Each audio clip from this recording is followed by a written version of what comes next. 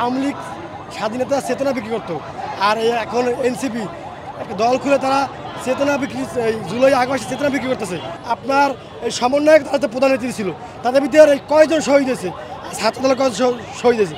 এই দেখেন শিবিররা বড় বড় কথা বলে।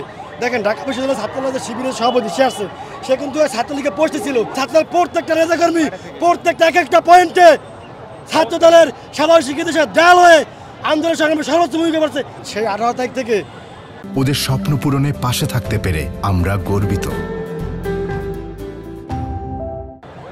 আগস্টের 5 তারিখ পর্যন্ত আমাকে ছাত্রদল সর্বোচ্চ ভূমিকা রাজপথে রাখছে এবং আমাদের 153 জন ছাত্রদলের ডাইরেক্ট পোস্টধারী নেতা কিন্তু শহীদ হয়েছেন।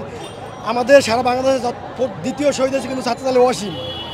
এই দেখেন যারা সমন্বয়ক ছিল 153 জন সামথিং, একজন সমন্বয় কিন্তু শহীদ হয় না।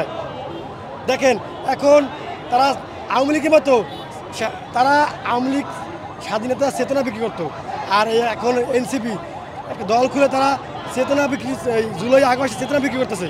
আমরা জনগণকে একটা মেসেজ দিতে চাই, 18 আমাদের এই জুলাই অভ্যুত্থানের ছাত্রদলের ভূমিকা কী ছিল, আজকে ছাত্রদলের সারা বাংলাদেশে উপস্থিতি বলে দেবে যে এই জুলাই আগস্টে ছাত্রদলের ভূমিকা কতটা ছিল। যে আমরা দেখেন একটা সহজ জিনিস দেখেন, আপনার এই সমন্বয়ক তাদের প্রধান নেত্রী ছিল, তাদের ভিতরে কয়জন শহীদ হয়েছে, ছাত্রদলের কয়জন শহীদ হয়েছে। এই দেখেন শিবিররা বড় বড় কথা বলে। দেখেন ঢাকা বিশ্ববিদ্যালয়ের ছাত্রদলের শিবিরের সভাপতি সে আসছে, সে কিন্তু ছাত্রলীগে পোস্টে ছিল। ছাত্রলীগে একাধিক প্রোগ্রামে ছবি ফুটেজ বাইর হয়েছে। দেখেন ছাত্রলীগের কেন্দ্রীয় কমিটির সভাপতি সে বলছে যে একটা টকশোতে বলছে যে বারবার বলেছে আপনারা ফুটেজ দেখান, আন্দোলনে আপনারা একটা ফুটেজ দেখান। বলছে আন্দোলনে আমি একবার সবজি কিনতে গেছি তখন আমি শুনছি। কতবার লজ্জাজনক ঘটনা, ছাত্রলীগের ছাত্র শিবিরের সভাপতি সে মাঠে ছিল না, বলে আমি সবজি কিনতে গেছি তখন দেখছি, কত লজ্জাজনক। আর ছাত্রদলের সভাপতি রাকিবুল ইসলাম রাকিবের হাতের এখান থেকে গুলি গেছে, তাই মিডিয়াতে দেখা হয়েছে, দেখেন এইখান থেকে গুলি ফিরে হয়ে গেছে। ছাত্রদলের প্রত্যেকটা নেতাকর্মী, আমান ভাই থেকে শুরু করে আপনার নাসির ভাই, ছাত্রদলের প্রত্যেকটা নেতাকর্মী প্রত্যেকটা এক একটা পয়েন্টে ছাত্রদলের সাধারণ শিক্ষিতের সাথে দেয়াল হয়ে আন্দোলন সংগ্রামে সর্বোচ্চ ভূমিকা করছে এবং সর্বোচ্চ সবকটা মিডিয়া সেটা আপনার আছে, আপনি দেখবেন।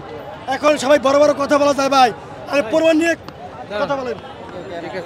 আমরা দীর্ঘ 17 বছর হাসিনার বিরোধী দেশের স্বার্থে, জনগণের স্বার্থে, দেশের সকল গণতান্ত্রিক আন্দোলনে আমরা ছাত্র সর্বোচ্চ ভূমিকা পালন করছে।